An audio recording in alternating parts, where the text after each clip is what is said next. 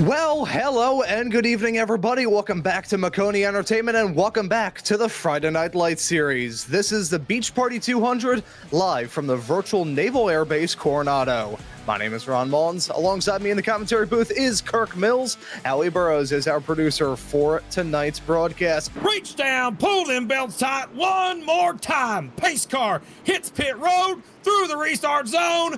Boogity, boogity, boogity. Let's go racing from San Diego, boys.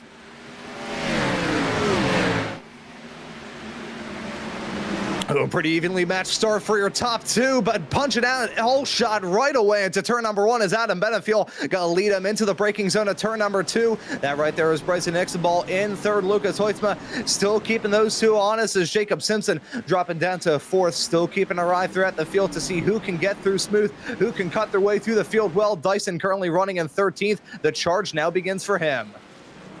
Yeah, he just got into the outside wall a little bit, and he almost got in a tire pack back there in 15th. But he's trying to carve his way through this field. He's on the inside of Michael Deach right now. He's got a ways to go, but he's already up more positions than anyone else in the field. Yeah, I can't say that I'm too surprised about that. Dyson, we're expecting him to cut his way through the field like a hot knife through butter in the early stages, and that's clearly been the case already as we head our way through the runaround into turn number 6 and 7 right now. It is still Adam Benefiel leading this race over Bryson Ixenball. Benefiel always downplays his road course prowess, but the winner of the Charlotte Roval last season in 2025, he knows how to get around these lefts and rights pretty well. Yeah, the top three really have shown themselves to have the speed to start things off as they cross over that start finish already. Oh, he got in the wall big time. Yeah, hit the inside wall, then bounced right off into the outside wall there as well. Double doing through turn number 1 for Ixenball. It's those small little moments like that that can add up, and now he's under pressure. Lucas Hoytsma thought about going for it down the inside to turn number 3, but didn't feel like he had the run. It's still super choppy as you head your way off through the opening turns. As there's a replay, there's a contact, 1 and 2. Ixenball tearing up both sides of those race cars. Now, these O'Reilly's machines are pretty tough, but that's toughness to a certain degree. Eventually, that car is going to snap. Yeah, that's a shame for Kluot, who last season was able to win at Watkins Glen, but clearly running into trouble at the start of this race. Michael Deach pretty much on an island of his own there in the number 91 car as we take a look at the replay to show what happened here. This Daniel Llewellyn with a moment that is heading his way out in through the final sector, and that's actually contact with himself and the 10. He noses it into the wall. As you called out, though, Kirk, there's a move for second. I'll let you run us through this. That wounded car of Ixenball eventually something was going to snap here. Yeah, you're going to see a great corner here from Hoytsma there. He's got a lot of momentum onto the straightaway, and he's going to show the nose, I believe, and he's going to try and make this pass right here on the straightaway on the outside. Here he goes now to the inside, and he makes it look easy. Ixenball lets him go, and then through the Red Bull section they go. Dyson, though, flying through the field now up to 7th. We can't say that we're shocked. No, like I said at the very beginning of the race, this guy, he's just able to win on these road courses. It'd be an interesting thing to show if we have the ability. Can we compare his lap time to Adam Benefiel's lap times currently? I think that once we see that, we'll be able to see how really he's doing, because when you're passing folks for 7th, 8th, 9th in that range, it's a lot easier. But you could see he's all Benefiel here is actually running faster. Benefiel's running faster, so that is going to be surprising. Man, give Benefiel some credit. You don't get a chance to outrun Dyson on a road course that often, man. Take advantage of it. Since the drop of the green flag, impressive stuff while the hard chargers already here in this race. So take a look at a moment that may have gone down here. Michael Mesnard into the tire barriers. He's going to go. That's going to blow up his motor just like that. On Kyle Amon, we'll cut back to that here in a couple of moments, as here is the incident for Marty. He's heading off through the final sector. This is where things get slick, things get rough on this newer concrete, and bang, a sledgehammer shot there into the wall. Gonna blow up the motor just like that. As drivers have to scramble to avoid T-boning into him. That's the same turn that's been the choke point and trouble spot in real life today. So here's a move that Ralph Hutchinson was able to get done on Kyle Amon. That was off through the mid-sector, and there you can see him get the move done. Very nice spot to try and overtake here. I gotta say, despite the fact there's not too many, really hard braking zones, still a decent amount of opportunities for drivers to get some moves done, although those heavy braking opportunities still a good spot as we take a look at Dyson, proving the point down into 2. Yeah, up again. Andrew Dyson has been up 10 spots since the start of this race. Biggest mover by far. Next best would be 8 passes moving forward for Joseph McWhorter in the 73, currently up to 13th. Michael Deach had problems.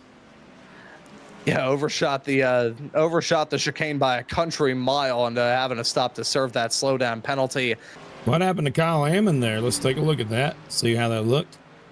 So it looks like this is on going into turn 1 here. He got over the jump, get on the brakes, hard into the left. Oh, he just locked up the rears. Yeah, slid it in. Oh, I think he's fine. Yeah, but he just wanted to show off some style, I guess. Yeah, but the heat definitely does not help. I mean, right now, if you're curious, it is right now track temp at 113, which is still pretty damn hot compared to what we might see in the Open Series. And that 41... when he crosses the stripe, you'll kind of get a gist of how much faster he actually is. I can tell you he's about 9 seconds last time by when he crossed the stripe behind the leader. 9 seconds is what it said. And Hicksonball was 6 seconds behind the leader. But you look at it now, it's down to 7. It's insanely faster. Yeah, so Dyson now starting to make a charge here. You look at the lap times, able to claw back 0.3 of a second over the past 2 laps alone. This one. Yeah, second look and a at half. that. That's not a chunk. That is just a unit of time being taken away. But that 41, he's on the back bumper. This is where we saw him make some passes earlier. Is he going to try and dive it down? It looks like he's making a look. Yes, he sure is. He's diving it down.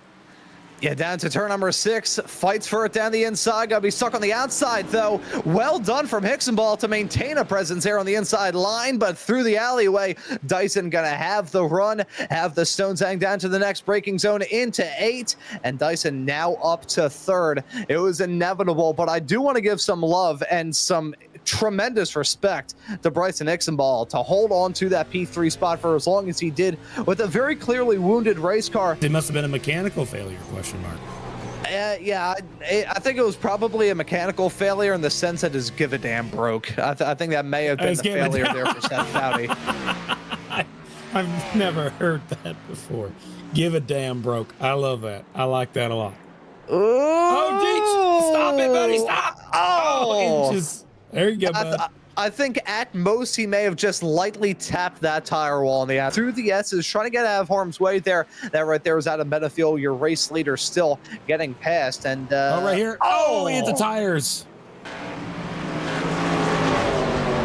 And this is where the tension starts to rise. It's through turn number 4. Over those little tracks have been a big talking point here with this brand new Coronado track. But it's a long run down to the next braking zone at turn number 5. A good spot to try and get the move done. And that's Hoytsman just overshooting it a little bit. And Dyson got to say thank you very much. I'll take full advantage of that and get the move done before that section of turn number 6 and 7, which has kind of been Dyson's happy hunting ground so far.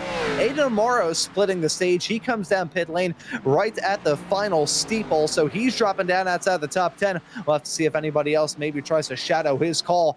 We do know that Andrew Dyson is a strong road course racer, but if anyone has his number here, it is Adam Benefield, so that is going to be a real tough road ahead to try and close that up at the end of the stage. And there's really no point pushing it so hard that he end up wrecking. You're still going to get second place points here in this stage, and for a driver like Dyson who finds himself in the midst of a hornet's nest currently in the chase fight, entering this race 5th in the points, looking for any sort of ground that he can gain on his rivals and maybe close up that 12-point gap between himself and Lucas Hoytsma heading into this. Won't be able to gain a ton here in this first stage, but small little incremental gains can make a difference. Adam Benefield, though, heading his way off through the S's right towards the end of the lap through 14-15, now into the bus stop for the final time in stage number 1. It's been a pretty smooth ride to get this race up and rolling. Had a little side-by-side fight between himself and Bryson Hicksonball. Was feeling some pressure early on, but he's going to capture the stage 1 victory as Andrew Dyson with a brilliant slide slide there in the back, a shot as he headed his way out of the bus stop. That was awesome. I don't care who you are. It's not over yet. Let's see this through turn number 3. There's the good slide, and then immediately crosses over. Look at that. That is awesome. Even over the train tracks as well. Keeps it out of the barrier. That's a man who's comfortable on the road courses. That's a little bit of an ominous sight there as you look at your results from stage 1. Here we'll just have to see as the field heads their way through the restart zone. We are back to green flag running here at Coronado. Good start there for Amaro on those ancient tires, but immediately under pressure. Benefield going for it down the inside to turn number 1. Amaro slipping up a little bit. It is going to be worrisome with the field trying to cut their way through. Side by side for third. Hoytsma laying on pressure to the both of them. Got the move done on Dyson. Clips a coupon. Tries to get the 2-for-1 deal heading into turn number 2. He's looking for second on Amaro. Yeah, this is just helping Benefield out, getting further and further out. Amaro now under pressure from the 41. 41 gets through, and we'll see how long this continues. This is going to get real stressful as they build up the speed through turns number 3 and 4, heading their way in the small little stretch into turn number 5. You're going to already see some trouble there further in the back. Drivers all crossed up as they headed their way through the turn. Benefield holding on now to a 1.3 second margin as they head their way into turn number 6 and 7. Side by side though, Dyson looking for P2, gonna take P2. That was Hoytsma backing out, dropping down into third, into the braking zone to turn number 6. Benefield was worried that he was going to feel pressure immediately and maybe lose out on that spot in a couple of turns. Actually been able to hold on to it thanks to a little bit of assistance, indirect assistance, but assistance nonetheless from Aiden Amaro. Now that that car's out of the picture, that 1.4 second gap going to go just like that. But Dyson starting to lay on that pressure as thick as icing on top of a wedding cake. But Hoytsma keeping the both of them honest. Just set the quick time fast lap of the race last time around. Hoytsma may try and get a move done on Dyson before Dyson can get a move done on Benefield. This could get real spicy real quick. It's a 3-horse race right now, and it's just getting good, folks. You don't get a chance to see this every day on a road course. I'm a little excited about this. All of them right under a blanket, all running very similar lap times, great speed, all 3 of them. It's a 3-car battle, 3-car fight, and it is going to get intense. Dyson trying to get something done through turn number 5. Got a good exit though, and he's in the slipstream now alongside, heading down into the turn, but actually no, back and have it big time. What in the world happened there? He just decided to lift. I wonder if he had a little Code Brown moment heading over one of those bumps offline. No, he had a moment. Yeah, definitely had a moment. I'm looking on his car. He just hit the brakes. Something he must have had a black flash of the screen. Something happened to the car. It must have been mechanical based.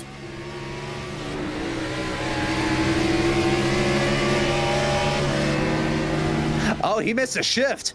He missed a shift. That's exactly what happened there. I'm not sure whether he got that car stuck up in neutral or maybe downshifted. If he downshifted, he probably would have blown the motor up. You can see that car go right to red line. Look there on the brilliant camera work there from Howie. Yeah, pins up all the way above to about 9,100 RPM. Anything more like that, he would have maybe blown up his engine. Very lucky escape there from Dyson, but that's exactly why he lost down that time. I was thinking there's no way through that section that he could have picked up a slowdown or anything of the sorts. That had to have been a misshift or some sort of lift off through the section. As it turns out, that's exactly what happened. A rare road course mistake from Dyson. An easy one to make, to be sure, but a rare one from him regardless. Yeah, I actually don't think necessarily. I mean, it could have been. I'm pretty sure that's what it is that happened, but I'm also not going to like throw out the fact that it could have been. Oh, hey, hold on a minute. Here comes Hoytsma slinging it out to the outside. Oh my goodness. It's getting good up front, man. I can't believe this. Whoa, hey, Benefield had a big sideways wiggle heading his way out of turn number 2. I think Hoytsma was just trying to get a little bit of clean air on that nose heading into that downhill braking zone. Very easy to lock up a wheel and run into trouble. So thankfully, he was able to get it wound up. Still have 3 cars packed in like sardines at the front of the pack. As they head their way now into turn number 5. Benefield's still the leader, but I think Dyson is going to look for a little bit more. He wants to get back up in the second. He had a shot at the race lead. I think had that misshift not gone down or whatever the deal may have been, I think he probably would have been your race leader at the moment and may have been able to pull a margin as well. Well, whatever happened, I can tell you they are now 5 seconds ahead of fourth place. They have scooted out to a big old lead. It's actually gone down by about a second over the past couple of laps. I mean, it's still a vast yawning chasm between your top. Oh, there he goes, 41. Oh yeah, there we go. Got around Hoytsma. And that was a good move there, heading his way off into turn number 8 through 9, clears him just fine. We'll take a look at the replay to show you what went down. This is the alleyway. This is where it feels real tricky. And actually, it was a mistake there for the 97. I think he overcooked the turn a little bit, maybe a bit of axle hop there on the back axle of the car. Very tricky braking zones around the entirety of this racetrack. The braking zone into 8 being no different. That's what caught him at there. And now Dyson has caught the back bumper, took advantage of that pass, and he's already on the back bumper of Benefield now. Benefield's trying to drive the race of his life. He is on edge. And I thought he was maybe going to look for it down the inside into the Arby's bus stop, but thinks better of it. But you know that Benefield said this a bit earlier on. He is about as nervous as a cat in a room full of rocking chairs. And can you blame him? No, I certainly can't. That 41 of Andrew Dyson has been the class of the field so far here in this race, and the pace department hasn't led, but he's certainly had race winning speed all day long, as he had a little sideways wiggle as he headed his way out of turn number 1, prevented him from going for it into turn number 2, but still right on the back bumper of Benefield. Gonna lay on that pressure incredibly intensely as they head their way into turn number 3. Still have Hoytsman directly behind, and Hixenball continues to close up that margin. He's pulled a 5-second gap between he and Eric Wineland, as that's trouble for Ralph Hutchinson. Bad bit of wall contact through turn number 1. That's gonna take him out of the race pronto. Let's take a look at, it's a multi-car incident. That was a 22, I think, involved in that. Right when we're talking about it, too, that wreck was huge, but the lead is about to go change hands. We'll take a look at it after this replay. Look at this. Outside wall. Both of them go heavy into the wall, and 19 had nowhere to go. And those are the falling anvils I was referencing a bit earlier on, but up at the front, Dyson nearly got to the back of Benefield, and now going for it down the inside into turn number 8. Battle last late breakers. Benefield crowding him down a little bit there on the inside line, but Dyson gonna fight back. Small little wall tap into 9, and that's gonna allow Benefield to get close. Side-by-side contact, door-to-door, wheel-to-wheel, fender-to-fender as they head their way through 10 and 11. Look at Hoytsman. He's right there as well. Nearly go 3 wide as they head their way into turn number 12. This is getting risky. Benefield has to back out of it. Otherwise, he was going to find himself in that nasty tire bundle. And now Hoytsma looking for it for second. Field Andrew Dyson about to grab the green and white checkered to win this second stage. As he does so, Dyson wins it. Can't say we're too surprised. Adam Benefield comes home in P2 with Lucas Hoytsma rounding at top 3 at the end of this stage. So we'll have to see whether he can find a groove here in this race. Certainly an even playing field as the pace car peels off the racetrack, comes down pit lane. Field heads their way through the restart zone, and Hoytsma guns it at the apex of turn 16. We are back to green flag racing, and Hoytsma immediately jumping out to a margin. Dyson and Hixenball side by side as they head their way through turn number 1. Hixenball wasting no time trying to get that spot. Dyson squeezed up and pinched up against the wall as drivers picking up a little bit of airtime as they head their way into turn number 2. That's Dyson looking for P2. He'll get it as Hixenball tags a wall on the exit. Hoytsma and all that able to exit out with a 1.5 second lead.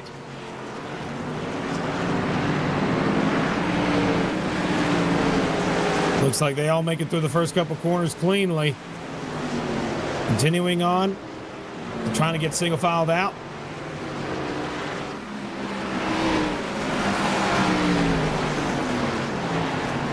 Yeah, so now the chase is... Hoytsma almost wrecked the car on the exit of that corner there onto the straightaway. He almost wrecked that car.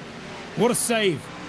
Yeah, and you can see that gap go down right away. I was wondering whether he was going to try and mount a charge here soon, and that's exactly what he is going to do. There you can see it. It was a snap one way, a snap another, and then snap the right way back for that number 73 car by any means. And here it is, heading out of the bus stop chicane from a corner, gasses it up too much, and around he goes. Oh, Jacob Simpson in trouble. He's down in pit lane right now, and we're hearing that he may have had a little bit of extracurriculars out there on the racetrack that led to him being out of it. Here it is, bad hit through turn number 1, clobbers the outside wall. Another yellow. This one, I believe, is random chance. It works here at Coronado. Pace car down pit lane. Hoistman Graves leading us back to green as Graves. Bad spin of the wheels. They're stacking up big time on the start straight away. The 83 gets involved in that. More drivers stacking it up. Hoytsma escapes with the race lead. We are under yellow once more. Be careful as more drivers trying to side their way through. That was a 19. Pardon me, that was actually the 14 there of Blake Kluwat was involved in that. That got ugly real quick, and it was the old tires and bad situation there for Casey Graves. Overcooked it there, trying to bring us back to green. Yeah, let's take a look at it from high above. You're going to see that car spin the tires and go straight into Benefield. And there's Lowry, Deech, Mullins, 59. Who's DQ'd? Joseph McWhorter with the DQ. McWhorter got DQ'd? Really? For that green flag to fly once again, which it does, with Andrew Dyson up at the front and Hunter Troll now having to withstand the pressure from Lucas Hoytsma on some new tires. Usually it's the Hunter up at the front of the field, but right now he is the hunted with Lucas Hoytsma on those fresher tires. Adam Benefield looking for third here as well, and he'll get it down into 2. Yeah, just like that, top 3 fast guys are 1, 2, 3 again. Didn't take too long for that to happen. Benefield, remember, was involved in that wreck earlier. Got his car fixed because of these long cautions. They go around in that pink part of the racetrack. Deech still waiting for the time to go. He found a hole he's going through. Yeah, taking a look at the overhead view. Oh, and it's a bad rear lock there into turn 12 for the 01 of Graves, sliding right off into the side of the 91. And in all that, the 63 of Hicksonball, gonna say thank you very much, boys. I'll enjoy that, as he actually got 3 overtakes that really, oh no. I was thinking that everybody was gonna get through smooth, and they did not. The 51 stacking it up. I was just gonna say the 63, though, got 3 moves done, really not attacking at all this race. The track being a cheese grater, the bumps are insane. You're going from one surface to another. The track's about as patchy as my face when I was 14, for crying out loud. Benefield, son having the 83. Oh, he wrecked big time in the pink corner. 71's involved as well. That's Truel. Benefield, 2 cars around. Yeah, here it is, running in third at the time, taps a wall on entry and locks it up big time. Sideways snap through the turn, and in the midst of that, the 71 piling in. How did the 71 get involved there as the 63? Because Benefield backed up across the racetrack. Good Lord. Yeah, but the 71 of Truel was already in trouble, and no, there it is. He drove forward. And Up left side of the screen. That's time estimation. Oh my God! There goes Casey Graves in Benefield again. And Benefield gonna have to be real careful to get that car turned around. He toes back to pit lane. I was gonna say at this point he may be at risk of potentially getting DQ'd because of incidents. It's 21X. Oh, added turn number 15 in through the braking zone of the bus stop for the final time here in this race. Dyson, who already up to this point has become a multi-time winner, gonna add another little victory sticker onto that number 41 machine. Andrew Dyson gonna win it here at Coronado.